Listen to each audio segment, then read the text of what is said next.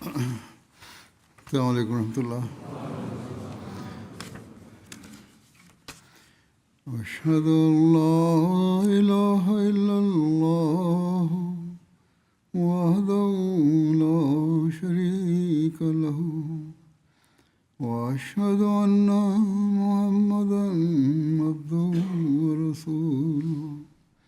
أما بعد فأعوذ بالله من الشيطان الرجيم. بسم الله الرحمن الرحيم. الحمد لله رب العالمين الرحمن الرحيم مالك يوم الدين. إياك نعبد وإياك نستعين. اهدنا الصراط المستقيم صراط الذين أنعمت عليهم غير المغضوب عليهم ولا الضالين.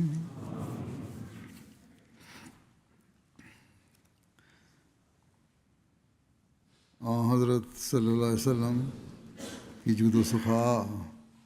நபிகள் நாயகம் ஸல்லல்லாஹு அலைஹி வஸல்லம் அவர்களின் தாராள குணத்தை குறித்து இன்று நான் சில அறிவிப்புகளை எடுத்துரைப்பேன். ஓர் அறிவிப்பில் வருகின்றது, ஹஸரத் அபூ ஸஈத் குத்ரி ரலியல்லாஹு அன்ஹு அவர்கள் அறிவிக்கிறார்கள், அன்சாரில் சிலர் அல்லாஹ்வின் தூதர் ஸல்லல்லாஹு அலைஹி வஸல்லம் அவர்களிடம் கேட்டனர். அன்னார் அவர்களுக்கு கொடுத்தார்கள். பிறகு அவர்கள் மீண்டும் கேட்டனர். அன்னார் அவர்களுக்கு கொடுத்தார்கள். பிறகு அவர்கள் மீண்டும் அன்னாரிடம் கேட்டனர். அன்னார் அவர்களுக்கு கொடுத்தார்கள். எந்த அளவுக்கு என்றால் அன்னாரிடம் இருந்தவை அனைத்தும் தீர்ந்துவிட்டன. அப்போது நபிகள் நாயகம் ஸல்லல்லாஹு அலைஹி வஸல்லம் அவர்கள் கூறினார்கள், என்னிடம் உள்ள எந்த ஒரு செல்வத்தையும் உங்களிடமிருந்து நான் ஒருபோதும் மறைத்து வைக்க மாட்டேன். மேலும் யார் கேட்பதை தவிர்த்துக் கொள்கிறாரோ அல்லாஹ் அவரை காப்பாற்றுவான். நான் நேரடியாக கேட்பது குறித்து கூறினார்கள். யார் உலக செல்வத்தின் தேவையற்றவராக இருக்க விரும்புகிறாரோ அல்லாஹ் அவரை தேவையற்றவராக்கி விடுவான். மேலும் யார் தன் மனதை கட்டுப்படுத்தி பொறுமையை கடைபிடிக்கின்றாரோ அல்லாஹ் அவருக்கு பொறுமையை கொடுப்பான். பொறுமையை விட சிறந்த மற்றும் விசாலமான வேறு எந்த அருட்கொடையும் யாருக்கும் வழங்கப்படவில்லை. சில கடினங்களில், இன்னல்களின் போது, தேவைகளின் போதும் பொறுமையை கடைபிடிப்பது அவசியமாகிறது. அல்லாஹ் அதற்கு நற்கூலியை வழங்குகின்றான். ஹஸ்ரத் இப்னு உமர் ரதியல்லாஹு அன்ஹுமா அவர்கள் அறிவிக்கின்றார்கள், நாங்கள் நபியே கரீம் ஸல்லல்லாஹு அலைஹி வஸல்லம் அவர்களுடன் ஒரு பயணத்தில் இருந்தோம். நான் ஒரு முரட்டுத்தனமான இளம் ஒட்டகத்தின் மீது சவாரி செய்து கொண்டிருந்தேன். அந்த ஒட்டகம் எனது தந்தை ஹஸ்ரத் உமர் ரதியல்லாஹு அன்ஹு அவர்களுக்கு சொந்தமானதாக இருந்தது. அது என் கட்டுப்பாட்டில் இல்லாமல் மக்களுக்கு முன்னால் முன்னேறி சென்று விடுவதாக இருந்தது. எனவே ஹஸ்ரத் உமர் ரதியல்லாஹு அன்ஹு அவர்கள் அந்த ஒட்டகத்தை அதட்டி கடிந்து கொண்டு அதை தடுத்து நிறுத்தி பின்னுக்கு தள்ளி கொண்டிருந்தார்கள். அவர்கள் ஒட்டகங்களை ஓட்டுவதற்கான வழிமுறைப்படி சத்தம் எழுப்பியோ அடித்தோ அல்லது மிரட்டியோ கையாண்டார்கள். அது பின்னே வந்துவிடும். ஆனால் அந்த ஒட்டகம் மீண்டும் மற்றவர்களின் வாகனங்களை முந்தி முன்னேறி சென்றது. ஹஸ்ரத் உமர் ரதியல்லாஹு அன்ஹு அவர்கள் அதை மீண்டும் அதட்டி பின்னுக்கு தள்ளினார்கள்.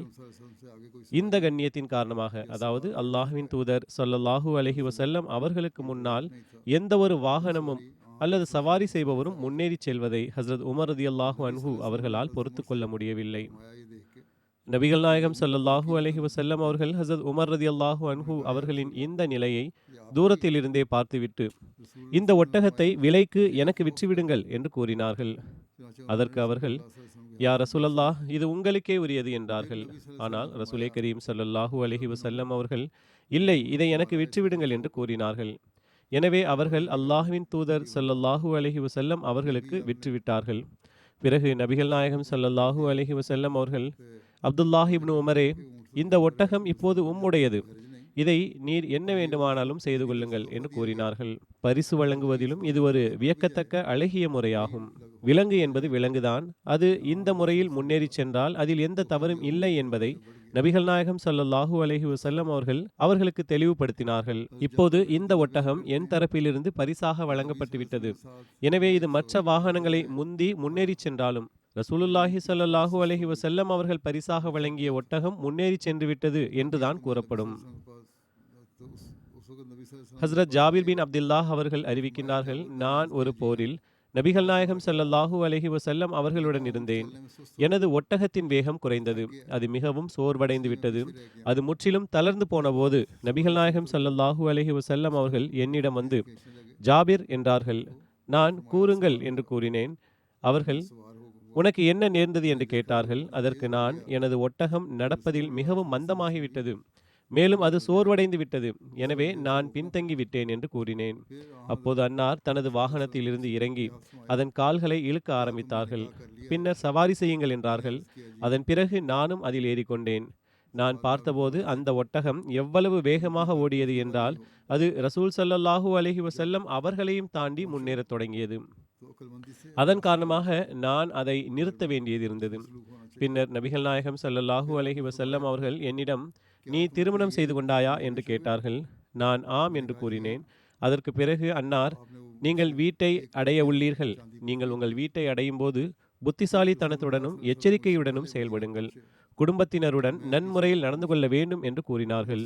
பின்னர் அன்னார், உம்முடைய இந்த ஒட்டகத்தை எனக்கு விற்பீரா என்று கேட்டார்கள். நான் ஆம் என்று கூறினேன். அன்னார் அதை என்னிடமிருந்து ஒரு ஓக்கியா வெள்ளிக்கு வாங்கி கொண்டார்கள். பின்னர் அல்லாஹ்வின் தூதர் ஸல்லல்லாஹு அலைஹி வஸல்லம் அவர்கள் எனக்கு முன்பாகவே மதீனாவை சென்றடைந்தார்கள். நான் அடுத்த நாள் காலையில் அங்கு சென்றடைந்தேன். நாங்கள் பள்ளிவாயிலுக்கு வந்தபோது அன்னார் பள்ளிவாயிலின் வாசலில் இருப்பதை நான் கண்டேன். அன்னார், இப்போதுதான் வந்தீரா என்று கேட்டார்கள். நான் ஆம் என்றேன். அன்னார், உனது ஒட்டகத்தை விட்டுவிடு, பள்ளிவாசலுக்குள் சென்று 2 ரக்கத்துகள் தொழுவீராக என்று கூறினார்கள். எனவே நான் உள்ளே சென்று தொழுதேன். ஹஸ்ரத் பிலால் ரதியல்லாஹு அன்ஹு அவர்களிடம், இவருக்கு ஒரு ஓக்கியா வெள்ளியை எடை போட்டு கொடுங்கள் என்று கூறினார்கள். ஹஸ்ரத் பிலால் ரதியல்லாஹு அன்ஹு அவர்கள் எனக்கு எடை போட்டு கொடுத்தபோது தராசை சற்று சாய்த்தே கொடுத்தார்கள், அதாவது கூடுதலாக கொடுத்தார்கள். பின்னர் நான் திரும்பிச் செல்ல தொடங்கிய போது நபிகள் நாயகம் ஸல்லல்லாஹு அலைஹி வஸல்லம் அவர்கள் ஜாபிரை மீண்டும் என்னிடம் அழைத்து வாருங்கள் என்று கூறினார்கள். நான் என் மனதிற்குள், இப்போது அன்னார் எனது ஒட்டகத்தை என்னிடமே திருப்பி தந்து விடுவார்கள், எனக்கு அவ்வாறு திருப்பி கொடுப்பதை விட எதுவும் விருப்பமற்றது இல்லை, அன்னார் வாங்கி எனக்கே திருப்பி கொடுப்பது என்று நினைத்து கொண்டேன். உனது ஒட்டகத்தை எடுத்துக்கொள்ளும், அதன் விலையும் உமக்கே என்று ரசூல் ஸல்லல்லாஹு அலைஹி வஸல்லம் அவர்கள் கூறிவிட்டார்கள். மற்றொரு அறிவிப்பில் இதுவும் உள்ளது. ஹஸ்ரத் ஜாபிர் ரதியல்லாஹு அன்ஹு அவர்கள் கூறுகிறார்கள், அதற்கு பிறகு நான் ஒரு யூதனை கடந்து சென்றேன். இந்த முழு சம்பவத்தையும் அவனிடம் விவரித்த போது அவன் மிகவும் ஆச்சரியமடைந்து, அன்னார் விலையையும் திருப்பி கொடுத்து ஒட்டகத்தையும் உன்னிடமே கொடுத்து விட்டார்களா என்று கேட்டான். அதற்கு நான் ஆம், அவ்வாறே நடந்தது என்று கூறினேன். கூறுகிறார்கள், ரசூலே கரீம் ஸல்லல்லாஹு அலைஹி வஸல்லம் அவர்களின் தரப்பிலிருந்து அளிக்கப்பட்ட இந்த அன்பளிப்பில் எவ்வளவு அருள் இருந்தது என்றால், அந்த ஒட்டகம் நபிகள் நாயகம் ஸல்லல்லாஹு அலைஹி வஸல்லம் அவர்களின் காலத்திலும் ஹஸரத் அபூபக்கர் ரதியல்லாஹு அன்ஹு மற்றும் ஹஸரத் உமர் ரதியல்லாஹு அன்ஹு ஆகியோரின் காலம் வரையிலும் உயிரோடு இருந்தது. நபிகள் நாயகம் ஸல்லல்லாஹு அலைஹி வஸல்லம் அவர்களின் முன்மாதிரி, அன்னாரது தர்பியத் மற்றும் அவர்களின் தூய ஆற்றலின் தாக்கம் அனைத்து சஹாபாக்கள் மீதும் இருந்தது. ஹஸரத் ஹதீஜா ரதியல்லாஹு அன்ஹா அவர்கள் மீதும் இந்த தாக்கம் இருந்தது. இதன் காரணமாகவே அவர்கள் பற்றாக்குறையின் எவ்வித அச்சமும் இன்றி தங்களது முழு சொத்தையும் அன்னாரிடம் ஒப்படைத்தார்கள். இதை பற்றி இவ்வாறு கூறப்படுகின்றது. ரசூலுல்லாஹி ஸல்லல்லாஹு அலைஹி வஸல்லம் அவர்கள் ஹஸரத் ஹதீஜா ரதியல்லாஹு அன்ஹா அவர்களிடம் வந்தபோது அவர்கள் சற்றே கவலையுடன் காணப்பட்டார்கள். ஹஸரத் ஹதீஜா ரதியல்லாஹு அன்ஹா அவர்கள், உங்களுக்கு என்ன நேர்ந்தது என்று கேட்டார்கள். அதற்கு அன்னார், இது வறட்சியான காலம், நான் செல்வத்தை செலவழித்து விட்டால் உம்முடைய செல்வம் தீர்ந்துவிடும், ஒருவேளை நான் அதை செலவழிக்காவிட்டால் அது குறித்து நான் அல்லாஹ்வை அஞ்சுகிறேன் என்று கூறினார்கள். ஹஸரத் ஹதீஜா ரதியல்லாஹு அன்ஹா அவர்கள் குறைஷியர்களை அழைத்து வந்தார்கள். அவர்களுள் ஹஸரத் அபூபக்கர் சித்திக் ரதியல்லாஹு அன்ஹு அவர்களும் இருந்தார்கள். ஹஸரத் அபூபக்கர் ரதியல்லாஹு அன்ஹு அவர்கள் விவரிப்பதாவது, ஹதீஜா ரதியல்லாஹு அன்ஹா அவர்கள் தீனார்களை எடுத்து வந்து குவித்து வைத்தார்கள். செல்வத்தின் மிகுதியால் என் முன்னால் அமர்ந்திருப்பவர் யார் என்று கூட எனக்கு தெரியவில்லை. பின்னர் ஹஸரத் ஹதீஜா ரதியல்லாஹு அன்ஹா அவர்கள், நீங்கள் அனைவரும் சாட்சியாக இருங்கள், இந்த முழு செல்வமும் நபிகள் நாயகம் ஸல்லல்லாஹு அலைஹி வஸல்லம் அவர்களுக்குரியது. அவர்கள் விரும்பினால் அதை செலவழிக்கட்டும் அல்லது விரும்பினால் தமக்காக வைத்துக் கொள்ளட்டும் என்று கூறினார்கள். நபிகள் நாயகம் ஸல்லல்லாஹு அலைஹி வஸல்லம் அவர்களின் கவலைக்குவதற்காக அவர்கள் அதனை கொடுத்து விட்டார்கள். மேலும் உங்களுக்கு எது சரியெனப்படுகிறதோ அவ்வாறே செலவழியுங்கள் என்றும் கூறினார்கள். ஹஸரத் உமர் பின் ஹத்தாப் ரதியல்லாஹு அன்ஹு அவர்கள் அறிவிக்கின்றார்கள், ஒரு நபர் ரசூலுல்லாஹி ஸல்லல்லாஹு அலைஹி வஸல்லம் அவர்களின் சமூகத்திற்கு வந்து அன்னாரிடம் உதவி கேட்டார்கள். அல்லாஹ்வின் தூதர் ஸல்லல்லாஹு அலைஹி வஸல்லம் அவர்கள், தற்போது என்னிடம் எதுவும் இல்லை, ஆனால் நீர் எனது பெயரில் தேவையான பொருட்களை வாங்கிக் கொள்ளும். என்னிடம் ஏதேனும் பொருள் வரும்போது நான் அதற்கான பணத்தை செலுத்திவிடுகின்றேன் என்று கூறினார்கள். இதை கேட்ட ஹஸரத் உமர் ரதியல்லாஹு அன்ஹு அவர்கள், யா ரசூலல்லாஹ், முன்பே நீங்கள் அவருக்கு கொடுத்து விட்டீர்கள். உங்கள் சக்திக்கு மீறிய விஷயங்களை செய்வதை அல்லாஹ் உங்கள் பொறுப்பில் வைக்கவில்லை என்று கூறினார்கள். உமர் ரதியல்லாஹு அன்ஹு அவர்களின் இந்த வார்த்தை அல்லாஹ்வின் தூதர் ஸல்லல்லாஹு அலைஹி வஸல்லம் அவர்களுக்கு பிடிக்கவில்லை. அப்போது அன்சாரில் ஒரு நபர், அல்லாஹ்வின் தூதரே, நீங்கள் தாராளமாக செலவழியுங்கள், அர்ஷின் அதிபதியான அல்லாஹ்விடம் வறுமை குறித்து அஞ்சாதீர்கள் என்று கூறினார். இதை கேட்ட அல்லாஹ்வின் தூதர் ஸல்லல்லாஹு அலைஹி வஸல்லம் அவர்கள் புன்னகைத்தார்கள். அவர்களின் முகத்தில் மகிழ்ச்சி வெளிப்படலாயிற்று. பிறகு நானும் இதற்கே ஏவப்பட்டுள்ளேன் என்று கூறினார்கள்.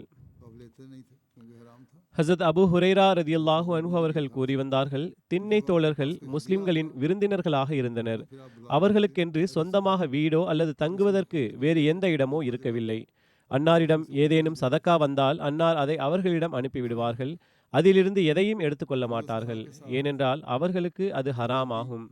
அது ஏழை எளியவர்களுக்கானது. அதே நேரத்தில் யாரிடமாவது ஏதேனும் அன்பளிப்பு வந்தால் திண்ணை தோழர்களையும் அழைத்து தானும் அதிலிருந்து சிறிதளவு சாப்பிட்டு அவர்களுக்கும் அதில் பங்களிப்பார்கள். அன்னாரின் கொடைத்தன்மை மற்றும் தாராள குணத்துடன் மற்றவர்களை அரவணைத்து நல்வழிப்படுத்துவதிலும் அன்னார் மிக உயர்ந்த முன்மாதிரியாக திகழ்ந்தார்கள். இது குறித்து ஓர் அறிவிப்பில் வருகின்றது. ஹஸரத் அபூ ஹுரைரா ரதியல்லாஹு அன்ஹு அவர்கள் அறிவிக்கின்றார்கள், ஒரு முறை ஒரு நாடோடி ரசூல் ஸல்லல்லாஹு அலைஹி வஸல்லம் அவர்களிடம் வந்து தனது தேவைக்காக உதவி கேட்டார். அறிவிப்பாளர் இக்ரிமா கூறுகின்றார், அவர் நஷ்டஈடு விஷயத்தில் உதவி கேட்க வந்திருந்தார் என்று நினைக்கின்றேன். ரசூல் ஸல்லல்லாஹு அலைஹி வஸல்லம் அவர்கள் அவருக்கு சிறிது வழங்கினார்கள். பிறகு அவரிடம், நான் உன்னிடம் அழகிய முறையில் நடந்து கொண்டேனா என்று கேட்டார்கள். அதற்கு அந்த நாடோடி, இல்லை, நீங்கள் என்னிடம் அழகிய முறையில் நடந்து கொள்ளவில்லை என்று கூறினார்.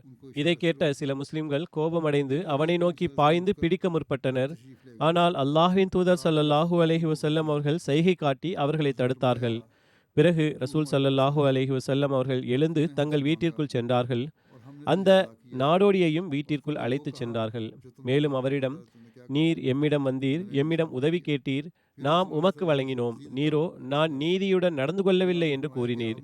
பிறகு ரசூலை கரீம் ஸல்லல்லாஹு அலைஹி வஸல்லம் அவர்கள் அவருக்கு மேலும் வழங்கினார்கள். பிறகு, இப்போது சொல், நான் உன்னிடம் நல்ல முறையில் நடந்து கொண்டேனா என்று கேட்டார்கள். அதற்கு அவன், ஆம், அல்லாஹு தாலா உங்கள் குடும்பத்தாருக்கும் உங்கள் கூட்டத்தாருக்கும் சிறந்த நற்கூலியை வழங்கட்டும் என்று கூறினார். அதன் பிறகு நபிகள் நாயகம் ஸல்லல்லாஹு அலைஹி வஸல்லம் அவர்கள் அவரிடம், நீர் முதலில் எங்களிடம் வந்து கேட்டபோது நாம் உமக்கு கொடுத்தோம்.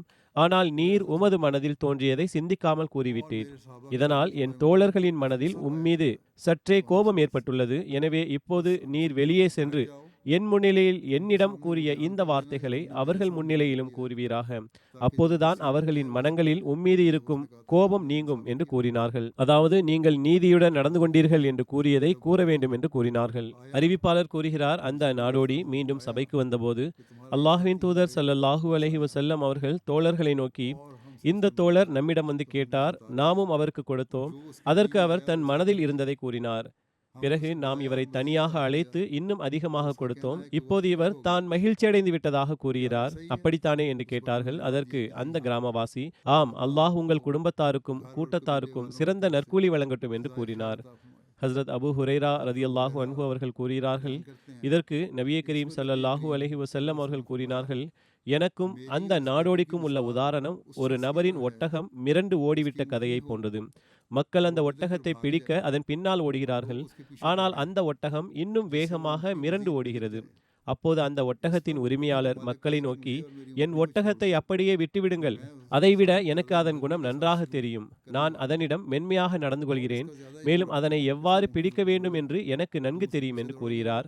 பிறகு அதன் உரிமையாளர் ஒட்டகத்தின் பக்கம் திரும்பி கையில் சிறிதளவு புல்லை எடுத்து காட்டி அதை மெதுவாக தன் பக்கம் அழைக்கின்றார். அந்த ஒட்டகமும் புல்லை பார்த்துவிட்டு மெதுவாக உரிமையாளரிடம் வருகின்றது. அது அருகில் வந்ததும் அவர் அதன் மீது அமர்வதற்கான சேணத்தை தூக்கி அதன் மீது வைத்து அதன் மீது சவாரி செய்து கொள்வார். நபியே கரீம் ஸல்லல்லாஹு அலைஹி வஸல்லம் அவர்கள் கூறினார்கள், அது அருகில் வரும்போது அவர் சேணத்தை வைத்து விடுவார். ஒருவேளை அன்று நான் உங்கள் வார்த்தைகளை கேட்டிருந்தால், அதாவது இந்த நாடோடி மீது கடுமை காட்டுங்கள் என்று கூறியதை கேட்டிருந்தால், மேலும் அவர் மீது கடுமை காட்டிவிட்டிருந்தால் அவர் நரக நெருப்பில் விழுந்திருப்பார். ஆனால் நான் அவரை பாதுகாத்து விட்டேன். இப்போது அவர் மகிழ்ச்சி அடைந்தும் விட்டார். இவை அன்னாரது கொடுக்கும் வழிமுறையாக இருந்தது. வீட்டிற்கு அழைத்துச் சென்றார்கள். வீட்டில் இருந்ததையும் கொடுத்து விட்டார்கள். வெளியில் இருந்தும் கொடுத்திருக்கலாம். ஆனால் என் வீட்டிலும் ஆடம்பரமான பொருட்கள் எதுவும் இல்லை, இருப்பதை நான் கொடுக்கின்றேன் என்று கூறினார்கள். அந்த நாடோடிக்கும் திருப்தி ஏற்பட்டது. ஹஸ்ரத் ருபையா பின்த் முஅவ்வித் பின் அஃப்ரா அறிவிக்கின்றார்கள், என் தந்தை முஅவ்வித் பின் அஃப்ரா அவர்கள் அல்லாஹ்வின் தூதர் ஸல்லல்லாஹு அலைஹி வஸல்லம் அவர்களிடம் ஒரு புதிய பெருச்சம்பளங்களை வைத்து அனுப்பினார்கள். அதன் மேல் சிறிய சிறிய வெள்ளரிக்காய்கள் வைக்கப்பட்டிருந்தன. நபியே கரீம் ஸல்லல்லாஹு அலைஹி வஸல்லம் அவர்கள் வெள்ளரிக்காயை விரும்புபவர்களாக இருந்தார்கள். அதே நேரத்தில் அல்லாஹ்வின் தூதர் ஸல்லல்லாஹு அலைஹி வஸல்லம் அவர்களிடம் பஹ்ரைனில் இருந்து நகைகள் வந்திருந்தன. அவர்கள் அதில் ஒரு பிடி நகைகளை எனக்கு அள்ளி வழங்கினார்கள். மற்றொரு அறிவிப்பில் உள்ளது, ரசூலே கரீம் ஸல்லல்லாஹு அலைஹி வஸல்லம் அவர்கள் எனக்கு ஒரு கைப்பிடி அளவு நகைகள் அல்லது தங்கம் வழங்கினார்கள். பின்னர் இதை அணிந்து கொள், இது மிக அழகான நிறத்தை கொண்டது என்று கூறினார்கள். பேரீத்தம்பலம் மற்றும் வெள்ளரிக்காய்களுக்கு பகரமாக தங்க நகைகளை அன்னார் வழங்கினார்கள். ஹஸ்ரத் அபு ஹுரைரா ரலியல்லாஹு அன்ஹு அவர்கள் அறிவிக்கின்றார்கள், ரசூலுல்லாஹி ஸல்லல்லாஹு அலைஹி வஸல்லம் அவர்களிடம் கடன்பட்ட ஒருவரின் ஜனாசா கொண்டு வரப்படும் போது இவர் தனது கடனை அடைப்பதற்காக ஏதேனும் சொத்துக்களை விற்று சென்றுள்ளாரா என்று கேட்பார்கள். மக்கள் ஆம் என்று கூறினால் அவருக்கு ஜனாசா தொழுகை நடத்துவார்கள். இல்லையெனில் முஸ்லிம்களிடம் உங்கள் தோழருக்கு நீங்கள் ஜனாசா தொழுகை நடத்துங்கள் என்று கூறிவிடுவார்கள். அல்லாஹ் அவர்களுக்கு வெற்றிகளை வழங்கிய போது அன்னார் கூறினார்கள், நான் முஸ்லிம்களுக்கு அவர்களின் உறவினர்களை விடவும் மிகவும் நெருக்கமானவனாவேன். எனவே மூமின்களில் யார் கடன்பட்ட நிலையில் மரணிக்கின்றாரோ அந்த கடனை அடைப்பது என் பொறுப்பாகும். மேலும் யார் ஏதேனும் சொத்துக்களை விட்டு செல்கிறாரோ அது அவருடைய வாரிசுகளுக்குரியதாகும். கடன் இருந்தால் அதை நான் அடைப்பேன், ஆனால் சொத்துக்களை விட்டு சென்றால் அது வாரிசுகளுக்கு சேரும். அப்துல்லா ஹவுசனி அறிவிக்கிறார்கள், நான் அல்லாஹ்வின் தூதர் ஸல்லல்லாஹு அலைஹி வஸல்லம் அவர்களின் முஅத்தினாக இருந்த ஹஸ்ரத் பிலால் ரலியல்லாஹு அன்ஹு அவர்களிடம் அவர்கள் ஹலப் என்ற இடத்தில் இருந்தபோது அவர்களை சந்தித்தேன்.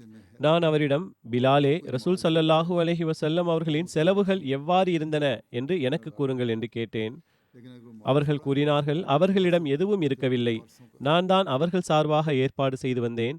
அல்லாஹ் அவர்களை நபியாக நியமித்த காலம் தொட்டு நான் பையத் செய்த காலத்திலிருந்து அவர்கள் மரணிக்கும் வரை நான் தான் இப்பொறுப்பை செய்து வந்தேன். ஏதேனும் ஒரு முஸ்லிம் அவர்களிடம் வந்து அவரிடம் உடுத்துவதற்கு ஆடை இல்லை என்பதை அவர்கள் கண்டால் எனக்கு உத்தரவிடுவார்கள். நான் சென்று கடன் வாங்கி அவருக்கு போர்வையை வாங்கி அணிவிப்பேன், மேலும் அவருக்கு உணவளிப்பேன்.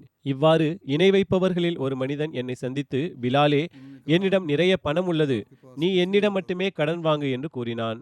நானும் அவ்வாறே செய்து வந்தேன். ஒரு நாள் நான் ஒலு செய்துவிட்டு பாங்கு சொல்வதற்காக நின்றபோது அந்த முஷ்ரிக் ஒரு வர்த்தக குழுவினருடன் அங்கு வந்து சேர்ந்தான். அவன் என்னை பார்த்ததும் கருப்பினத்தவனே என்று கூப்பிட்டான். நான் ஆம் என்றேன். அவன் என்னை வெறுப்புடன் பார்த்து மிகவும் கடுமையான வார்த்தைகளால் பேசினான். அவன் கூறினான், உனக்கும் இந்த மாதத்தின் இறுதிக்கும் இடையே எத்தனை நாட்கள் பாக்கியுள்ளன என்பதை நீ அறிவாயா? உனக்கும் இந்த மாதத்தின் இறுதிக்கும் இடையே எத்தனை நாட்கள் பாக்கியுள்ளன என்பதை நீ அறிவாயா? அதாவது கடனை திருப்பி கொடுக்க இத்தனை நாட்களுக்குள் கொடுத்து விடுவேன் என்று செய்து கொண்ட உடன்படிக்கை இங்கு எத்தனை நாட்கள் உள்ளன என்று தெரியுமா என்று கேட்டான். நான் கூறினேன், எனக்கு தெரியும், நாட்கள் நெருங்கிவிட்டன. அதற்கு அவன் கூறினான், உனக்கும் அந்த ஒப்பந்தத்திற்கும் இடையே 4 நாட்களே உள்ளன. உனக்கும் அதற்கும் இடையே வெறும் 4 நாட்கள் மட்டுமே பாக்கியுள்ளன. இந்த கடன் அடைப்பதற்கான நிபந்தனையாக விதிக்கப்பட்ட நாள் நெருங்கிவிட்டது. இதில் இன்னும் 4 நாட்கள் மட்டுமே பாக்கியிருக்கின்றன. உன் பொறுப்பில் எது இருக்கிறதோ அதன் காரணமாக நான் உன்னை பிடித்துக் கொள்வேன். உன்னை மீண்டும் அதே நிலைக்கு திருப்பி அனுப்பிவிட்டால் முன்பிருந்ததைப் போலவே ஆடுகளை மேய்ப்பாய். கூறுகிறார்கள், என் உள்ளத்தில் மக்களுக்கு ஏற்படுவதைப் போன்றே பயமும் பதற்றமும் ஏற்பட்டது. ஹஸ்ரத் பிலால் ரலியல்லாஹு அன்ஹு அவர்கள் கூறுகிறார்கள், எனக்குள் பெரும் தவிப்பு ஏற்பட்டது. எந்த அளவுக்கு என்றால் நான் இஷா தொழுகையை தொழுதேன். ரசூல் ஸல்லல்லாஹு அலைஹி வஸல்லம் அவர்கள் தம் குடும்பத்தாரிடம் திரும்பி சென்றபோது நான் அவர்களிடம் செல்ல அனுமதி கேட்டேன். அன்னார் அனுமதி வழங்கினார்கள். நான் இரவில் அன்னாரிடத்தில் சென்றேன். நான் கூறினேன், யா ரசூலல்லாஹ், என் தாயும் தந்தையும் தங்களுக்கு அர்ப்பணமாகட்டும். நான் யாரிடமிருந்து கடன் வாங்கியிருந்தேனோ அந்த முஷ்ரிக் என்னை குறித்து இந்த வார்த்தைகளை கூறியுள்ளான். என் சார்பாக கொடுக்க உங்களிடமும் எதுவும் இல்லை. அதாவது தங்களுக்காக இங்கும் அங்கும் வாங்கி செலுத்தினேன். தற்போது என்னிடமும் எதுவும் இல்லை, தங்களிடமும் இல்லை. அவன் என்னை அவமானப்படுத்தப் போகிறான். எனவே நான் இஸ்லாத்தை ஏற்றுக்கொண்ட வேறு ஏதேனும் ஒரு கோத்திரத்தாரிடம் செல்ல எனக்கு அனுமதி கொடுங்கள். அல்லாஹ் தன் தூதருக்கு எதையாவது வழங்கி அதன் மூலம் என் சார்பாக கடன் அடைக்கப்படும் வரை நான் அங்கேயே இருக்கின்றேன் என்று கூறினேன். கூறுகிறார்கள், நான் என் வீட்டிற்கு வந்து என் வாள், என் கேடயம், என் காலணி மற்றும் என் பை ஆகியவற்றை என் தலைமாட்டிலேயே வைத்துக் கொண்டேன். காலை விடிந்ததும் காலை பொழுதே நான் அங்கிருந்து புறப்பட்டு விடுவேன் என்று எண்ணியிருந்தேன். கூறுகிறார்கள், அதிகாலையில் ஒரு மனிதர் ஓடி வந்து என்னை கூப்பிட்டார். பிலால், ரசூல் ஸல்லல்லாஹு அலைஹி வஸல்லம் அவர்களின் சமூகத்திற்கு வாருங்கள். கூறுகிறார்கள், நான் சென்றேன். பயணத்திற்கு பதிலாக நான் ரசூல் ஸல்லல்லாஹு அலைஹி வஸல்லம் அவர்களின் சமூகத்திற்கு சென்றபோது அங்கே 4 ஒட்டகங்கள் பொதிகளுடன் நின்று கொண்டிருந்ததை கண்டேன். நான் செல்ல அனுமதி கேட்டபோது ரசூல் ஸல்லல்லாஹு அலைஹி வஸல்லம் அவர்கள் என்னிடம் கூறினார்கள், பிலால், மகிழ்ச்சி அடைந்து கொள், அல்லாஹ் உனது கடனை அடைப்பதற்கான ஏற்பாட்டை செய்துவிட்டான். பிறகு அன்னார் கூறினார்கள், இந்த 4 ஒட்டகங்களையும் நீர் பார்க்கவில்லையா? நான் கூறினேன், ஏன் பார்க்கவில்லை? அன்னார் கூறினார்கள், அவற்றின் கழுத்துகளையும் அவற்றின் மீது சுமத்தப்பட்டிருப்பவற்றையும் பார். அவை அனைத்தும் உனக்கே உரியவை. அதாவது அந்த ஒட்டகங்களும் உனக்குரியவை, அவற்றின் மீதுள்ள பொருள்களும் உனக்குரியவை. அவற்றில் ஆடைகளும் இருக்கின்றன, தானியங்களும் இருக்கின்றன. அவற்றை ஃபிதுக்கின் தலைவர் எனக்கு பரிசாக அனுப்பியுள்ளார். அவற்றை நீ எடுத்துக்கொண்டு போய் உன்னுடைய கடனை அடைத்துவிடு என்று கூறினார்கள். ஹஸ்ரத் பிலால் ரதியல்லாஹு அன்ஹு அவர்கள் கூறுகிறார்கள், நான் அவ்வாறே செய்தேன். பிறகு நான் பள்ளிவாசலை நோக்கி சென்றேன். அப்போது ரசூல் ஸல்லல்லாஹு அலைஹி வஸல்லம் அவர்கள் பள்ளிவாசலில் வீற்றிருந்தார்கள். நான் அவர்களுக்கு சலாம் கூறினேன். அன்னார் கேட்டார்கள், உமக்கு ஏற்பட்டிருந்த அந்த பிரச்சனை என்னவாயிற்று? நான் கூறினேன், யா ரசூலல்லாஹ், எதை குறித்து தாங்கள் பொறுப்பேற்றுக் கொண்டீர்களோ அந்த ஒவ்வொரு விஷயத்தையும் அல்லாஹ் நிறைவேற்றிவிட்டான். இனி எந்த கடனும் பாக்கியில்லை. அன்னார் கேட்டார்கள், ஏதேனும் மீதம் இருக்கிறதா? நான் கூறினேன், ஆம், இருக்கின்றது. அன்னார் கூறினார்கள், நீ இந்த செல்வத்திலிருந்து எனக்கு நிம்மதி அளிப்பாயாக, அதாவது மீதமுள்ளதை விநியோகித்து விடுவாயாக. இதன் மூலமும் எனக்கு நிம்மதி அளித்து இதை ஏழைகளுக்கு செலவழித்து விடு. ஏனெனில் இந்த செல்வத்திலிருந்து ஒரு காசு கூட மீதம் இருக்கும் வரை நான் என் குடும்பத்தாரிடம் செல்ல மாட்டேன். ரசூலுல்லாஹி ஸல்லல்லாஹு அலைஹி வஸல்லம் அவர்கள் இஷா தொழுகையை தொழுதுவிட்டு என்னை அழைத்து, நீ விநியோகித்தாயா? அந்த செல்வத்திற்கு என்ன ஆயிற்று என்று கேட்டார்கள். அதாவது விநியோகத்திற்கு பிறகு என்ன பாக்கி இருந்தது என்று கேட்டார்கள். ஹஸ்ரத் பிலால் ரதியல்லாஹு அன்ஹு கூறுகிறார்கள், நான் கூறினேன், நம்மிடம் அதை வாங்குவதற்கு யாரும் வரவில்லை, எனவே அது என்னிடமே அப்படியே இருக்கின்றது. ரசூல் ஸல்லல்லாஹு அலைஹி வஸல்லம் அவர்கள் அன்றிரவு பள்ளிவாசலிலேயே கழித்தார்கள். அவர்கள் கூறினார்கள், சரி, நான் பள்ளிவாசலிலேயே தங்குவேன். அடுத்த நாள் அவர்கள் இஷா தொழுகையை தொழுத பிறகு என்னை அழைத்தார்கள். அன்னார் கேட்டார்கள், உனக்கு ஏற்பட்டிருந்த அந்த பிரச்சனை என்னவாயிற்று? கூறுகிறார்கள், நான் கூறினேன், அல்லாஹ்வின் தூதரே, அல்லாஹ் உங்களுக்கு அதன் மூலம் நிம்மதியை வழங்கிவிட்டான். அதாவது அந்த செல்வம் முழுமையாக விநியோகிக்கப்பட்டு விட்டது. அவர்கள் அல்லாஹ்வை புகழ்ந்து அவனது பெருமையை விவரித்தார்கள். தமக்கு மரணம் வந்து அந்த செல்வம் தம்மிடமே தங்கிவிடுமோ என்ற அச்சத்தினால்தான் அன்னார் அல்லாஹ்வை புகழ்ந்தார்கள். ஹஸ்ரத் பிலால் ரதியல்லாஹு அன்ஹு அவர்கள் கூறுகிறார்கள், அதற்கு பிறகு நான் அன்னாருக்கு பின்னால் சென்றேன். அன்னார் தங்களின் தூய மனைவியர் ஒவ்வொருவரிடமும் சென்று சலாம் கூறினார்கள். பிறகு அன்னார் அன்றிரவை கழிக்க வேண்டிய இடத்திற்கு சென்றார்கள். ஹசரத் உம்மு சம்புலா அறிவிக்கின்றார்கள், நான் நபிகள் நாயகம் ஸல்லல்லாஹு அலைஹி வஸல்லம் அவர்களுக்கு ஒரு பரிசை கொண்டு வந்தேன். நபியே கரீம் ஸல்லல்லாஹு அலைஹி வஸல்லம் அவர்களின் தூய மனைவியர் அதை வாங்க மறுத்துவிட்டனர். மேலும் நாங்கள் பரிசுகளை ஏற்றுக்கொள்வதில்லை என்று கூறினர். பின்னர் ரசூலுல்லாஹ் ஸல்லல்லாஹு அலைஹி வஸல்லம் அவர்கள் வந்தடைந்தார்கள். உம்மு சம்புலாவின் பரிசை ஏற்றுக்கொள்ளுங்கள், ஏனெனில் அவர் நமது கிராம மக்களில் ஒருவராவார், நாமும் அவரது நகரத்து மக்களில் உள்ளவர்களாவோம் என்று கூறினார்கள். அதன் பிறகு நபிகள் நாயகம் ஸல்லல்லாஹு அலைஹி வஸல்லம் அவர்கள் அந்த பரிசை ஏற்றுக்கொண்டு அவர்களுக்கு இன்னின்ன பள்ளத்தாக்கை கொடுத்தார்கள். அதாவது அன்னார் அந்த பரிசை பெற்றுக்கொண்டு அதற்கு பதிலாக ஒரு முழு பகுதியையே பரிசாக வழங்கினார்கள்.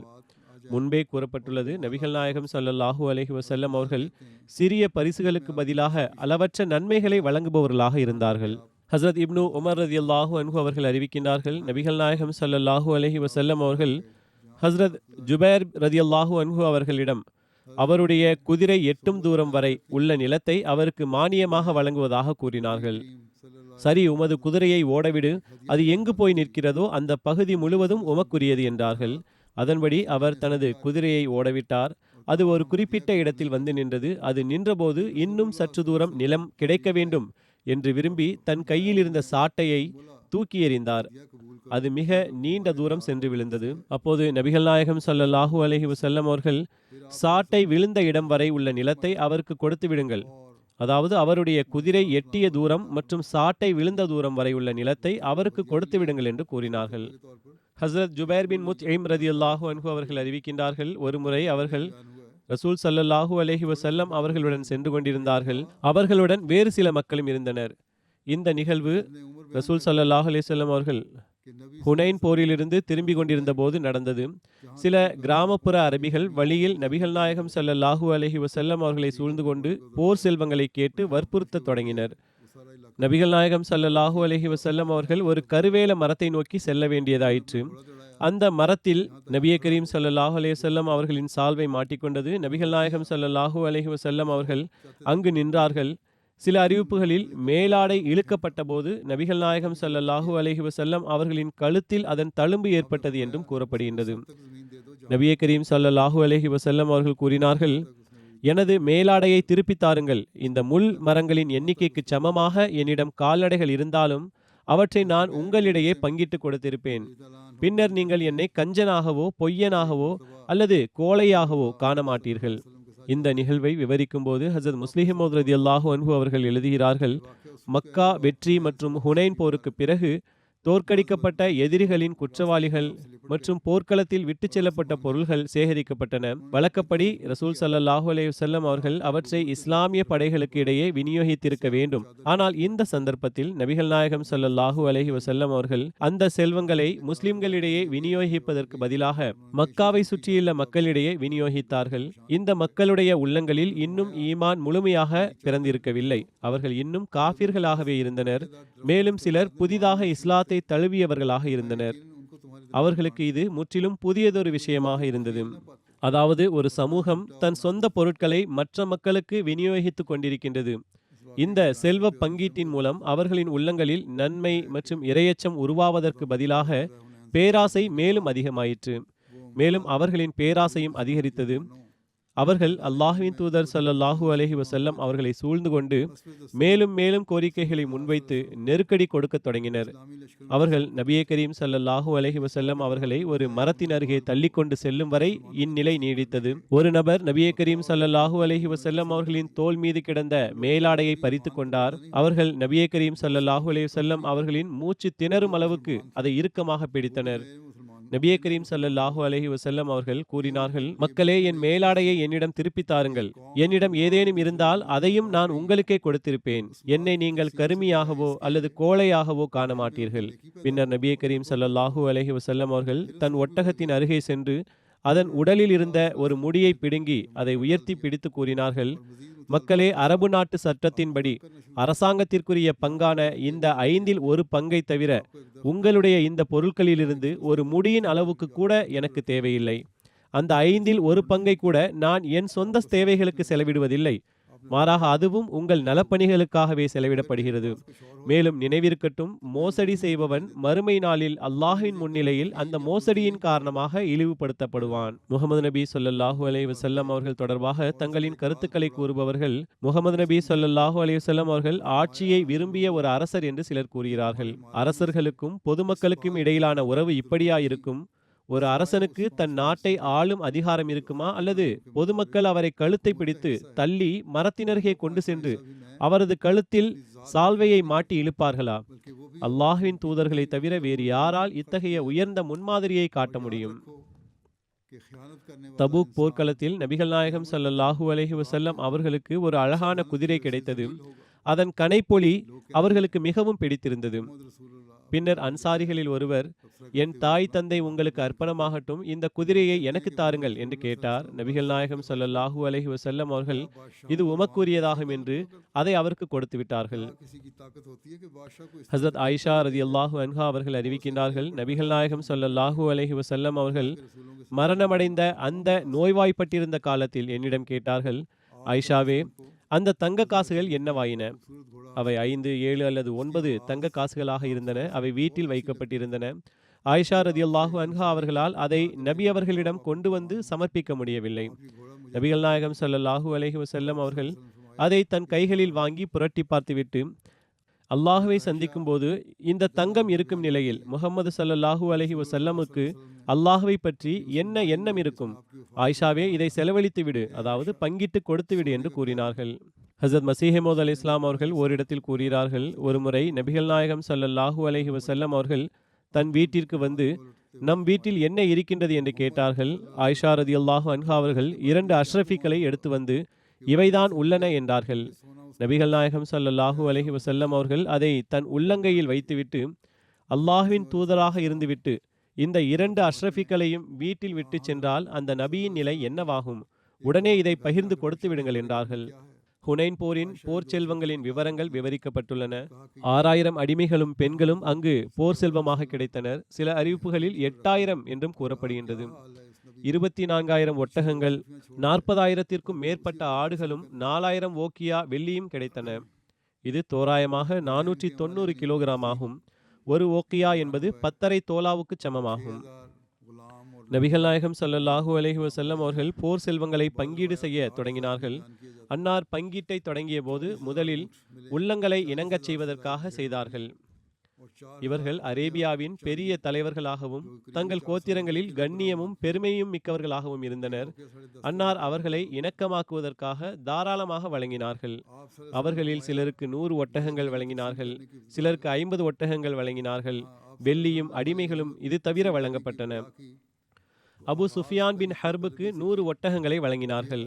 அபு சுஃபியான் நபிகள் நாயகம் ஸல்லல்லாஹு அலைஹி வஸல்லம் அவர்களிடத்தில் வந்தபோது நபியே கரீம் ஸல்லல்லாஹு அலைஹி வஸல்லம் அவர்களுக்கு முன்னால் வெள்ளி குவியலை கண்டு, அல்லாஹ்வின் தூதரே, தாங்கள் குறைஷிகளிலேயே எல்லோரையும் விட பெரும் செல்வந்தராகிவிட்டீர்கள் என்றார். அதற்கு நபி அவர்கள் புன்னகைத்து அபு சுஃபியானுக்கு 40 ஓக்கியா வெள்ளியும் 100 ஒட்டகங்களும் கொடுத்தார்கள். அபு சுஃபியான், என் மகன் யசீதுக்கும் வழங்குங்கள் என்றார். அன்னார் அவருக்கும் 40 ஓக்கியா வெள்ளியும் 100 ஒட்டகங்களும் கொடுக்க வழிகாட்டினார்கள். இந்த யசீத் அபு சுஃபியானின் மகனாவார். பின்னாட்களில் வந்த யசீத் அல்ல, மகன் அல்ல, பேரனாவார். அதாவது முஆவியாவின் மகனாவார். எப்படியோ அபு சுஃபியான், அல்லாஹ்வின் தூதரே, என் 2வது மகன் முஆவியாவுக்கும் ஏதேனும் கொடுங்கள் என்றார். நபிகள் நாயகம் ஸல்லல்லாஹு அலைஹி வஸல்லம் அவர்கள் அவருக்கும் 40 ஓக்கியா வெள்ளியும் 100 ஒட்டகங்களும் கொடுக்குமாறு கூறினார்கள். இதை கண்டு அபு சுஃபியான், என் தாய் தந்தை உங்களுக்கு அர்ப்பணமாகட்டும். நீங்கள் போரிட்டீர்கள், நீங்கள் மிகச்சிறந்த போர் வீரர் ஆவீர்கள். பிறகு நான் தங்களிடம் சமாதானம் செய்து கொண்டேன். தாங்கள் எவ்வளவு சிறந்த சமாதானம் செய்பவர் ஆவீர்கள். அல்லாஹ் தங்களுக்கு நற்கூலி வழங்கட்டும் என்று கூறினார். நபிகள் நாயகம் ஸல்லல்லாஹு அலைஹி வஸல்லம் அவர்களின் இந்த தாராள கொடையினால் பயனடைந்தவர்களில் மக்காவின் தலைவர்களில் ஒருவரான சஃப்வான் பின் உமையாவும் இருந்தார். இவர் நபிகள் நாயகம் ஸல்லல்லாஹு அலைஹி வஸல்லம் அவர்களிடம் ஹுனைன் போருக்காக கவச உடைகளையும் ஆயுதங்களையும் கடனாக கொடுத்திருந்தார். மேலும் இவர் இன்னும் இணை வைப்பாளராக இருந்த நிலையிலேயே ஹுனைன் போரில் பங்கெடுத்திருந்தார். ஆனால் இதே போரின் போது அவரது உள்ளம் முற்றிலுமாக மாறியது. போர் செல்வங்கள் பங்கீடு செய்யப்பட்ட போது அவர் நபி ஸல்லல்லாஹு அலைஹி வஸல்லம் அவர்களிடம் வந்தார். நபி அவர்கள் அவருக்கு 100 ஒட்டகங்களை வழங்கினார்கள். சஹீஹ் முஸ்லிமின் அறிவிப்பின்படி அவருக்கு 300 ஒட்டகங்கள் வழங்கப்பட்டன. மற்றொரு அறிவிப்பில் அதே நாட்களில் நபிகள் நாயகம் ஸல்லல்லாஹு அலைஹி வஸல்லம் அவர்கள் ஒரு பள்ளத்தாக்கின் வழியே கடந்து சென்றார்கள். அந்த பள்ளத்தாக்கு முழுவதும் போர் செல்வமாக கிடைத்த ஒட்டகங்களாலும் ஆடுகளாலும் நிரம்பியிருந்தது. சஃப்வான் இவ்வளவு பெரிய செல்வத்தை கண்டு ஆச்சரியத்துடன் பார்த்து கொண்டிருந்தார். நபிகள் நாயகம் ஸல்லல்லாஹு அலைஹி வஸல்லம் அவர்கள், அபு வஹபே, இது சஃப்வானின் குடும்ப பெயராகும், இந்த பள்ளத்தாக்கு உன் உள்ளத்தில் வியப்பை ஏற்படுத்திவிட்டதா என்று கேட்டார்கள். அவர் ஆம் என்றார். நபி அவர்கள், அப்படியென்றால் இந்த செல்வம் முழுவதும் உனக்கே, இதை நீயே எடுத்துக்கொள் என்றார்கள். உடனே சஃப்வான், தாங்கள் அல்லாஹ்வின் தூதர்தான் என்பதற்கு நான் சாட்சியம் அளிக்கின்றேன். ஏனெனில் இவ்வளவு தாராளமாக ஒரு நபியால் மட்டுமே கொடுக்க முடியும் என்று நெகிழ்ந்து கூறினார்கள். மற்றொரு அறிவிப்பின்படி சஃப்வான் பின் உமையா கூறுகின்றார், நபிகள் நாயகம் ஸல்லல்லாஹு அலைஹி வஸல்லம் அவர்கள் எனக்கு ஹுனைன் போர் செல்வங்களை தொடர்ந்து கொடுத்து கொண்டே இருந்தார்கள். இதன் விளைவாக ஆரம்பத்தில் அனைத்து படைப்புகளிலேயே எனக்கு மிகவும் பிடிக்காத மனிதராக இருந்தவர் பின்னர் அனைத்து படைப்புகளிலேயே எனக்கு மிகவும் அன்பிற்குரியவராக மாறிவிட்டார்கள். சுருக்கமாக கூறின், அன்னார் பல்வேறு அரேபிய தலைவர்களுக்கு வழங்கி வந்தார்கள். அவர்களது எண்ணிக்கை 50க்கும் அதிகமாக கூறப்படுகின்றது. ஹஸ்ரத் அக்தஸ் மசீஹ் மவ்ஊத் அலைஹிஸ்ஸலாத்து வஸ்ஸலாம் அவர்கள் கூறுகிறார்கள், ஒருமுறை அன்னாரிடம் ஏராளமான ஆடுகளும் மாடுகளும் இருந்தன. அதை பார்த்த ஒரு காஃபிர், தங்களிடம் எந்த அளவுக்கு ஆடு மாடுகள் இருக்கின்றனவென்றால் ரோமானிய மற்றும் பாரசீக மன்னர்களிடம் கூட இவ்வளவு ஆடுகளும் மாடுகளும் இருந்ததில்லை என்று கூறினார். உடனே அன்னார் அவை அனைத்தையும் அவருக்கே பரிசீலித்து விட்டார்கள். அவர் அதே கணமே இஸ்லாத்தை ஏற்றுக்கொண்டார். மேலும் ஒரு இறை தூதரை தவிர வேறு எவராலும் இத்தகைய பிரம்மாண்டமான கொடையை வழங்க முடியாது என்றும் கூறினார். இதற்கு பிறகு நபிகள் நாயகம் ஸல்லல்லாஹு அலைஹி வஸல்லம் அவர்கள் ஹஸ்ரத் ஸைத் பின் சாபித் ரதியல்லாஹு அன்ஹு அவர்களை மற்ற மக்களை அழைக்குமாறு கூறினார்கள். எஞ்சியிருந்த போர் செல்வங்களை விநியோகம் செய்தார்கள். ஒவ்வொருவருக்கும் 4 ஒட்டகங்கள் அல்லது 40 ஆடுகள் கிடைத்தன. அன்னாரிடம் இருந்த போர் செல்வங்களில் இதுவே மிகப்பெரிய பங்காகும். அவை அனைத்தையும் அன்னார் மக்கள் அனைவருக்கும் பகிர்ந்து கொடுத்தார்கள். நபிகள் நாயகம் ஸல்லல்லாஹு அலைஹி வஸல்லம் அவர்களின் வரலாற்றில் கவனிக்கத்தக்க ஒரு அம்சம் என்னவென்றால், முஸ்லிம்கள் ஏழைகளாகவும் செல்வமற்றவர்களாகவும் இருந்ததால் தான் போர்களை தொடங்கினார்கள் என்று எதிரிகள் குற்றம் சாட்டுகின்றனர். இந்த கூற்றில் சிறிதளவாவது உண்மை இருந்திருந்தால், ஹுனைன் போரின் போது கிடைத்த போர் பொருட்களை விநியோகித்த விதம் முற்றிலும் வேறுபட்டதாக இருந்திருக்கும். ஆனால் இங்கே நாம் காண்பது என்னவென்றால், போர் செல்வங்களின் பெரும் பகுதி மாற்று மதத்தவர்களின் இதயங்களை வெல்வதற்காக மற்றவர்களுக்கே வழங்கப்பட்டது. குறைஷின் தலைவர்களுக்கு வழங்கப்பட்டது. சில அறிவிப்புகளின்படி மற்ற எல்லா பொருட்களும் பிற மக்களுக்கே விநியோகிக்கப்பட்டன. இதில் வேறு சில நன்மைகளும் நோக்கங்களும் இருந்திருக்கலாம் என்றாலும் அன்னார் தனக்காக எதையும் வைத்துக் கொள்ளவில்லை என்பதை உலகம் பார்த்தது. மாறாக அன்னாருக்காக உயிர்விட துணிந்த விசுவாசமிக்க தோழர்களான மதீனத்து அன்சாருக்கும் இந்த போர் செல்வங்களில் இருந்து மிக குறைவாகவே வழங்கினார்கள், அல்லது எதுவுமே வழங்கவில்லை. ஹுனைன் போரின் போது ஒரு பெண்மணி அன்னாரிடம் வந்து சில கவிதைகளை படித்தார். அதில் ஹவாஸின் கோத்திரத்தில் அன்னாருக்கு பாலூட்டிய நாட்களை பற்றி குறிப்பிட்டிருந்தார். உடனே அன்னார் ஹவாஸின் மக்களிடமிருந்து பெறப்பட்ட பொருட்களை அவர்களிடம் திருப்பிக் கொடுத்தார்கள். மேலும் அவர்களுக்கு பெருமளவில் வழங்கினார்கள். எந்த அளவுக்கு என்றால், அந்த பொருட்கள் மதிப்பிடப்பட்டது. அது சுமார் 5 லட்சம் திர்ஹம்களுக்கு சமமாக இருந்தது என்று கூறப்படுகின்றது. இப்னு தேஹா கூறுகின்றார்கள், இது கொடையின் உச்சகட்டமாகும். இது போன்றதொரு கொடையை பற்றி வரலாற்றில் எங்கும் கேள்விப்பட்டதே இல்லை. ஹவாஸின் பிரதிநிதிகள் முஸ்லிம்களாக மாறி ரசூல் ஸல்லல்லாஹு அலைஹி வஸல்லம் அவர்களிடம் வந்தபோது அவர்கள் அன்னாரிடம் சொத்துக்களையும் கைதிகளையும் தங்களிடமே திருப்பித் தருமாறு வேண்டினர். அதற்கு ரசூல் ஸல்லல்லாஹு அலைஹி வஸல்லம் அவர்கள் எழுந்து நின்று, எனக்கு உண்மையை உரைப்பது மிகவும் பிடிக்கும், உண்மை உரைப்பது எனக்கு மிக மிக பிடிக்கும். நீங்கள் கூறியதில் எனக்கு மிகவும் பிடித்த விஷயம் என்னவென்றால், இந்த 2 விஷயங்களில் ஏதேனும் ஒன்றை மட்டும் தேர்ந்தெடுத்துக் கொள்ளுங்கள், ஒன்று கைதிகள் அல்லது சொத்துக்கள் என்றார்கள். மேலும் நான் ஜெரானாவில் காத்து கொண்டிருந்தேன். ரசூல் ஸல்லல்லாஹு அலைஹி வஸல்லம் தாயிஃபிலிருந்து திரும்பிய போது அவர்கள் அன்னாருக்காக 10க்கும் மேற்பட்ட இரவுகள் காத்திருந்தனர். அன்னார் வந்து தங்களின் சொத்துக்களையும் கைதிகளையும் திரும்ப பெற்றுக்கொள்ளலாம் என எதிர்பார்த்தார்கள். ஆனால் அல்லாஹ்வின் தூதர் ஸல்லல்லாஹு அலைஹி வஸல்லம் அவர்கள் 2இல் ஒன்றை மட்டுமே திருப்பி தருவார்கள் என்பதை அவர்கள் தெளிவாக புரிந்து கொண்டபோது, அப்படியானால் எங்களின் கைதிகளையே நாங்கள் திரும்ப பெற்றுக்கொள்கிறோம் என்று கூறினர். பின்னர் அல்லாஹ்வின் தூதர் ஸல்லல்லாஹு அலைஹி வஸல்லம் அவர்கள் முஸ்லிம்களுக்கு மத்தியில் எழுந்து நின்று அல்லாஹ்வை போற்றி புகழ்ந்தார்கள். அது அவனுக்கே உரித்தானதாகும். பிறகு இவ்வாறு கூறினார்கள், உங்களுடைய இந்த சகோதரர்கள் மன்னிப்பு கேட்டு நம்மிடம் வந்துள்ளனர்.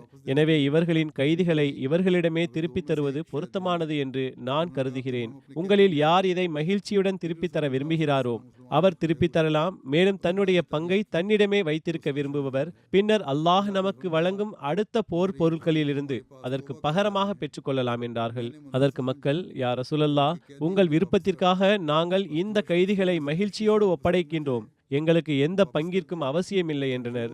ரசூலுல்லாஹி ஸல்லல்லாஹு அலைஹி வஸல்லம் அவர்கள், உங்களில் யார் இதற்கு அனுமதி தந்துள்ளார், யார் தரவில்லை என்பது எனக்கு தெரியாது. எனவே நீங்கள் அனைவரும் திரும்பிச் செல்லுங்கள். உங்களுடைய தலைவர்கள் உங்களுடைய முடிவை எங்களிடம் வந்து தெரிவிக்கட்டும் என்று கூறினார்கள். அதன்படி மக்கள் கலைந்து சென்றனர். அவர்களின் தலைவர்கள் அவர்களிடம் பேசி எச்சரிக்கையுடன் விசாரித்தபோது அனைவரும் மகிழ்ச்சியோடு சம்மதித்ததையும் கைதிகளை திருப்பித் தர அனுமதித்ததையும் உறுதி செய்தனர். தலைவர்கள் மீண்டும் நபிகள் நாயகம் ஸல்லல்லாஹு அலைஹி வஸல்லம் அவர்களிடம் வந்து மக்கள் அனைவரும் முழு மனதுடன் ஒப்புக்கொண்ட விவரத்தை தெரிவித்தனர். இவ்வாறு ரசூலுல்லாஹி ஸல்லல்லாஹு அலைஹி வஸல்லம் அவர்கள் ஹவாஸின் கைதிகளுக்கு எவ்வித ஈடும் பெறாமல் விடுதலை அளித்து அனுப்பி வைத்தார்கள். அவர்களை வெறும் கைகளுடன் அனுப்பாமல் அவர்களுக்கு புதிய ஆடைகளையும் வழங்கினார்கள். அவர்கள் யாரும் ஆடையின்றி திரும்பச் செல்லக்கூடாது என்பதை உறுதி செய்வதற்காக ஒரு சஹாபியை நியமித்து அவர்கள் அனைவரும் ஆடை அணிந்தே திரும்புவதை உறுதி செய்யுங்கள் என்று நபிகள் நாயகம் ஸல்லல்லாஹு அலைஹி வஸல்லம் அவர்கள் வலியுறுத்தி உத்தரவிட்டார்கள். ஃபலா யஹ்ஜுருல் ஹுர்ரு மின்ஹும் இல்லா காசிபா, அதாவது சுதந்திரம் அடைபவர்களில் எவரும் ஆடையின்றி செல்லக்கூடாது. ஹஸரத் அனஸ் பின் மாலிக் ரலியல்லாஹு அன்ஹு அவர்கள் அறிவிக்கின்றார்கள், ஹுனைன் போர் நடக்கும் நாட்களில் சில மனிதர்கள் ரசூலுல்லாஹி ஸல்லல்லாஹு அலைஹி வஸல்லம் அவர்களிடம் வந்து கேட்கத் தொடங்கினர். அன்னார் அவர்களுக்கு தனது ஆடு, மாடு மற்றும் ஒட்டகங்களிலிருந்து செல்வங்களை கொடுத்தார்கள். எந்த அளவுக்கு என்றால் அன்னாரிடம் எதுவும் மிஞ்சவில்லை.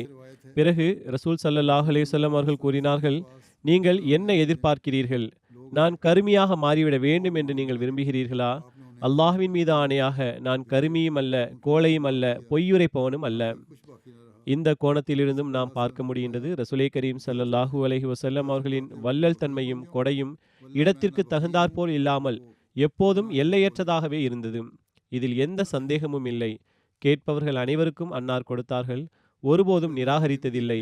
ஆனால் சில நேரங்களில் அல்லாஹ்வின் தூதர் ஸல்லல்லாஹு அலைஹி வஸல்லம் அவர்கள் கேட்பவர்களுக்கு அறிவுபூர்வமான முறையில் தடுக்கவும் செய்தார்கள். அதிலும் பல நன்மைகள் மறைந்திருந்தன. உதாரணமாக, ஒருமுறை ரசூல் ஸல்லல்லாஹு அலைஹி வஸல்லம் அவர்கள் செல்வங்களை விநியோகித்துக் கொண்டிருந்தார்கள். மக்களுக்கு கொடுக்கப்பட்டு கொண்டிருந்தது. அப்போது ஒரு மனிதரை தவிர்த்துவிட்டு அவருக்கு ஒன்றும் தராமல் மற்றவர்களுக்கு கொடுத்து கொண்டிருந்தார்கள். ஹஸ்ரத் சஅத் பின் அபி வக்காஸ் ரலியல்லாஹு அன்ஹு அவர்கள் விவரிக்கிறார்கள், அந்த மனிதர் மற்றவர்களை விட எனக்கு மிகவும் பிடித்தமானவராக இருந்தார். மற்றவர்களை விட அவருக்கு கிடைக்க வேண்டும் என்று நான் விரும்பினேன். யா ரசூலல்லாஹ், நீங்கள் ஏன் இன்னாரை தவிர்த்து விட்டீர்கள்? அல்லாஹ்வின் மீது ஆணையாக நான் அவரை ஒரு மூமின் என்று கருதுகிறேன் என்றேன். அதற்கு அல்லாஹ்வின் தூதர் ஸல்லல்லாஹு அலைஹி வஸல்லம் அவர்கள் அல்லது முஸ்லிம் என்று கூறினார்கள். ஹஸரத் சஅத் ரலியல்லாஹு அன்ஹு அவர்கள் கூறுகிறார்கள், நான் சிறிது நேரம் மௌனமாக இருந்தேன். பிறகு அந்த மனிதரை பற்றி நான் அறிந்திருந்த விஷயங்கள் என்னை மீண்டும் பேச தூண்டின. நான் எனது வார்த்தையை மீண்டும் கூறி, அல்லாஹ்வின் தூதரே, நீங்கள் இன்னாரை தவிர்த்து விட்டீர்கள். அல்லாஹ்வின் மீது ஆணையாக நான் அவரை ஒரு மூமின் என்று தான் கருதுகிறேன் என்றேன். அதற்கு அன்னார் அல்லது முஸ்லிம் என்று கூறினார்கள். பிறகு நான் அறிந்திருந்த விஷயங்கள் என்னை மீண்டும் வற்புறுத்த நான் எனது வார்த்தையை திரும்ப கூறினேன். அல்லாஹ்வின் தூதர் ஸல்லல்லாஹு அலைஹி வஸல்லம் அவர்களும் அதே பதிலை தான் அளித்துவிட்டு பிறகு கூறினார்கள், சாதே, ஒரு மனிதருக்கு கொடுக்கிறேன், அவரோ மற்றவரை விட எனக்கு மிகவும் பிரியமானவராக இருக்கிறார். அல்லாஹ் அவரை நரக நெருப்பில் தள்ளிவிடக் கூடாது என்பதற்காகவே ஆகும். நான் சிலருக்கு அவர்களின் ஈமான் பலவீனமாக இருப்பதன் காரணமாக அவர்கள் ஈமானில் உறுதியடைய வேண்டும் என்பதற்காக கொடுக்கின்றேன். இன்னும் சிலர் பரிசுகளை பெற்று அல்லது உலக ஆதாயங்களை பெற்று அதன் மூலமாவது ஈமானில் நிலைத்திருக்கட்டும் என்பதற்காகவே கொடுக்கின்றேன். இது போன்ற பல உதாரணங்கள் இதற்கு முன்பு விவரிக்கப்பட்டுள்ளன. ஹஸ்ரத் ஜைனுல் ஆபிதீன் சையீத் வலியுல்லா ஷா சாஹிப் அவர்கள் இதன் விளக்க உரையில் எழுதுகிறார்கள், மூமினன் வ முஸ்லிமன். இமாம் புகாரி ரஹிமஹுல்லாஹ் அவர்கள் இந்த ஹதீஸை கொண்டு வந்து இதன் மூலம் ஈமான் மற்றும் இஸ்லாத்தின் உண்மையான வித்தியாசத்தை தெளிவுபடுத்தியுள்ளார்கள். அதாவது ஈமான் என்பது உள்ளத்தின் அகநிலையை சார்ந்தது, இஸ்லாம் என்பது வெளிப்புறத்தை சார்ந்தது. எனவே நபிகள் நாயகம் ஸல்லல்லாஹு அலைஹி வஸல்லம் அவர்கள் யாருடைய கருத்தை பற்றியும் பேசும்போது எச்சரிக்கையுடன் செயல்பட வேண்டும் என்ற ஒழுக்கத்தை கற்றுத் தந்துள்ளார்கள். உள்ளத்தில் உள்ளதை நிச்சயமாக அல்லாஹ் மட்டுமே அறிவான். எந்த ஒரு தோழருக்கு அல்லாஹ்வின் தூதர் ஸல்லல்லாஹு அலைஹி வஸல்லம் அவர்கள் கொடுப்பது பொருத்தமானதல்ல என்று கருதினார்களோ அவர் ஹஸரத் ஜுஐல் பின் சுராகா என்ற அர்ப்பணிப்பு மிக்க முஹாஜிர் ஆவார். அல்லாஹ்வின் தூதர் ஸல்லல்லாஹு அலைஹி வஸல்லம் அவர்கள் அவரிடம் மிகுந்த அன்பு வைத்திருந்த போதிலும் ஹஸ்ரத் சஅத் ரலியல்லாஹு அன்ஹு அவர்கள் மீண்டும் மீண்டும் வலியுறுத்தி கேட்டபோது அவருக்கு இந்த ஒழுக்கத்தை கற்றுக் கொடுத்தார்கள். மேலும் ஈமான் மற்றும் இஸ்லாத்திற்கு இடையே உள்ள வித்தியாசத்தை பாதுகாப்பதற்கான போதனையையும் வழங்கினார்கள். இந்த நிகழ்வில் இருந்து நாம் அறிவது என்னவென்றால், ரசூலே கரீம் ஸல்லல்லாஹு அலைஹி வஸல்லம் அவர்கள் பலவீனமான மனிதர்களை கருத்தில் கொள்ள வலியுறுத்தியுள்ளார்கள். அவர்கள் தங்களுடைய பலவீனத்தின் காரணமாக தடுமாறி விழுந்துவிடக் கூடாது என்பதற்காகவே அவ்வாறு செய்தார்கள். ஒரு பலவீனமான செடிக்கு தான் அதிக கண்காணிப்பும் பாதுகாப்பும் தேவைப்படுகின்றது. ஆனால் ஒரு பெரிய மரத்திற்கு அந்த அளவுக்கு பாதுகாப்பு தேவைப்படுவதில்லை. நபிகள் நாயகம் ஸல்லல்லாஹு அலைஹி வஸல்லம் அவர்கள் மக்களின் ஈமானை தடுமாற்றத்திலிருந்து காப்பாற்றுவதற்காகவே இந்த நுணுக்கமான விஷயத்தை கடைபிடித்தார்கள். இந்த விஷயத்தில் சில அறிவற்ற மக்கள் மிகவும் தவறான அணுகுமுறையை கையாளுகிறார்கள். அவர்கள் தடுமாறுகின்ற மனிதரை அவர் ஈடுபடும் ஒவ்வொரு தீய செயல்களிலிருந்தும் தடுப்பதில்லை என்பதுடன் அவரது அந்த செயல் மற்றவர்களின் ஈமானை தடுமாறச் செய்ய காரணமாகவும் அமைந்து விடுகின்றது. அவர்கள் சுயமே அந்த தடுமாற்றத்தில் விழுந்து விடுகிறார்கள். இணை வைக்கும் நடைமுறையை மேற்கொள்வதை விட்டு விலகாமல் பலவீனமானவர்களின் ஈமானில் பகிரங்கமாக தாக்குதல் நடத்துகிறார்கள். இது சில மனிதர்களின் பழக்கமாக உள்ளது. அவர்கள் இத்தகைய மனிதர்களை மேலும் பின்னுக்கு தள்ளிவிடுகிறார்கள். இதனால் பலவீனமான ஈமான் கொண்டவர்கள் மேலும் பின்வாங்கி விடுகிறார்கள். எனவே இந்த விஷயத்தை நாம் நினைவில் கொள்ள வேண்டும். மற்றவருக்கு முன்னால் அவரது ஈமானை குறிப்பாக பாராட்டுவதை தடுப்பதில் இறைத்தூதர் ஸல்லல்லாஹு அலைஹி வஸல்லம் அவர்கள் அந்த அளவிற்கு எச்சரிக்கையாக இருந்தார்கள். ஏனெனில் சில சமயங்களில் ஒருவரின் முகத்திற்கு நேரே அவரை பாராட்டுவது யாரை பாராட்டுகிறோமோ அவருக்கு நஷ்டத்தை ஏற்படுத்துவதாக அமைந்து விடுகின்றது. அது மட்டுமின்றி அது ஒரு தரப்பை மற்றொரு தரப்புடன் ஒப்பிடுவது போல் ஆகிவிடுகிறது. சில நேரங்களில் இது மற்றவரின் ஈமான் மற்றும் நடத்தையின் மீதான தாக்குதலாகவும் அமைந்து விடுகின்றது. அன்னார் இந்த ஒரு நிகழ்வின் மூலம் 4 பாடங்களை நமக்கு கற்றுத் தந்துள்ளார்கள். ஷா சாஹிப் அவர்கள் எழுதுகிறார்கள், அந்த 4 பாடங்கள் பின்வருமாறு. முதலாவது, இஸ்லாத்திற்கும் ஈமானுக்கும் உள்ள வித்தியாசம். அதாவது இஸ்லாத்தை ஏற்பதற்கும் ஈமானை கொண்டு வருவதற்கும் இடையே என்ன வித்தியாசம் உள்ளது என்பதை புரிந்து கொள்வது. ஒன்று வெளிப்புறச் செயல், மற்றொன்று உள்ளம் சார்ந்த விஷயம். இரண்டாவது, வார்த்தைகளை அவற்றிற்குரிய தகுந்த இடத்தில் பயன்படுத்துவது. எந்த சூழ்நிலையில் எந்த வார்த்தையை பயன்படுத்த வேண்டும் என்பதை அறிவது. மூன்றாவது முஅல்லஃபத்துல் குலூப், அதாவது உள்ளங்களின் திருப்தியை கணக்கில் கொண்டு யாரால் யாருக்கு என்ன நன்மை கிடைக்கின்றது என்று பார்ப்பது. நான்காவது, எதையும் யோசிக்காமல் சிந்தித்து பார்க்காமல் ஒருவரை பாராட்டக்கூடாது. அவ்வாறு பாராட்டுவது மற்றவர்களின் ஈமான் அல்லது நடத்தையின் மீது தாக்குதலாக அமைந்துவிடக்கூடாது. இறை தூதர் ஸல்லல்லாஹு அலைஹி வஸல்லம் அவர்களின் வாழ்க்கையின் ஒவ்வொரு நிகழ்வும் ஞானம் மற்றும் சீர்திருத்தத்தின் கருவூலமாகும். ஹஸ்ரத் அக்தஸ் மசீஹ் மவ்ஊத் அலைஹிஸ்ஸலாத்து வஸ்ஸலாம் அவர்கள் இறை தூதர் ஸல்லல்லாஹு அலைஹி வஸல்லம் அவர்களின் நற்பண்புகளை விவரித்தவாறு கூறுகிறார்கள், அன்னாரிடம் நற்பண்புகளின் சமநிலை மிக உன்னதமான அளவில் காணப்பட்டது. ஒவ்வொரு நற்பண்பும் அதற்குரிய தகுந்த இடத்திலும் சூழ்நிலையிலும் வெளிப்பட்டது. அந்த உன்னத பண்புகளில் நபிகள் நாயகம் ஸல்லல்லாஹு அலைஹி வஸல்லம் அவர்களின் ஈகை குணமும் அதற்குரிய தகுந்த இடத்தில் அமைந்திருந்தது, சூழ்நிலைக்கு ஏற்ப அமைந்திருந்தது. அவர்களின் தியாகமும் பொருத்தமான இடத்திலும் அவர்களின் கொடைத்தன்மையும் அதற்குரிய தகுந்த இடத்திலும் அமைந்திருந்தது. அவர்களின் கொடைத்தன்மைக்கு எண்ணற்ற நிகழ்வுகள் சான்றாக உள்ளன. இவற்றில் அவர்களின் நற்குணங்களின் மற்ற பக்கங்களையும் நாம் காண்கின்றோம். எவ்வாறாயினும் அன்னாரின் போதனைகள் எவ்வளவு சமநிலையானதாக இருந்தனவோ அதே போன்று அவர்களின் ஒவ்வொரு செயலும் அதற்கு ஏற்ப மிக சமநிலையானதாகவே இருந்தது. அல்லாஹு தாலா நமக்கும் அவர்களின் வாழ்க்கையின் ஒவ்வொரு அம்சத்தையும் சிந்தித்து பார்த்து அதன்படி செயல்படும் நல் வாய்ப்பை வழங்குவானாக. அவர்களின் முன்மாதிரியை பின்பற்றி நடக்க முயற்சிப்பதன் மூலம் நமது வாழ்க்கையை அல்லாஹு தாலாவின் விருப்பத்திற்கு ஏற்ப அமைத்துக் கொள்பவர்களாக நம்மை ஆக்குவானாக.